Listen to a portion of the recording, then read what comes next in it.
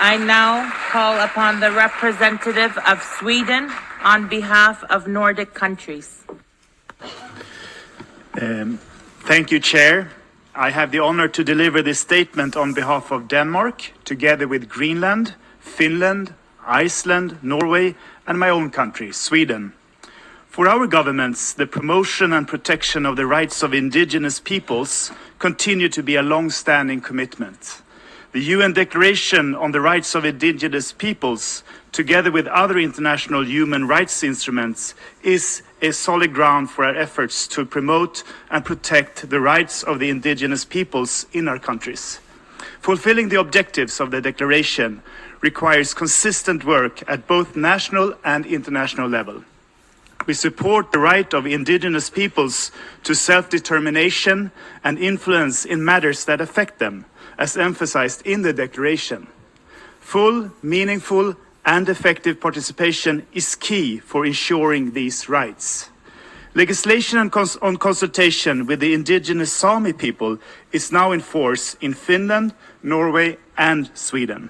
In Sweden, the Sami Consultation Act was extended last year so that not only the government and its agencies, but also municipalities and regions have the obligation to consult the Sami people in matters of particular concern to them.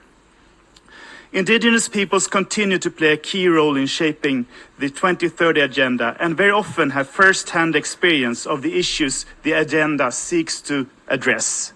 In our shared mission to implement international objectives and agreements such as the 2030 agenda and the Paris Agreement, the inclusion of indigenous peoples in decision-making processes and continued support for the language, culture and tradition are crucial.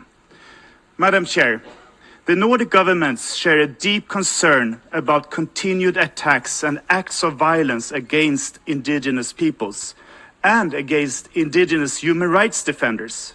We strongly condemn all forms of violence, harassments, reprisals, and intimidation, and remain firmly committed to holding perpetrators accountable.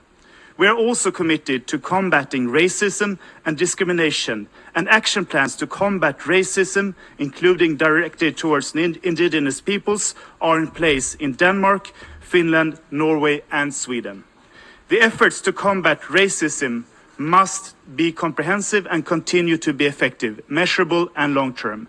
A crucial step to combat discrimination and abuse is to learn from the past. Truth commissions have been initiated in Finland and Sweden and completed in Norway to survey and examine the policies pursued towards the Sami people. In this regard, we welcome the dialogue with the Special Rapporteur on Truth, Justice and Reparation initiated. I thank the representative of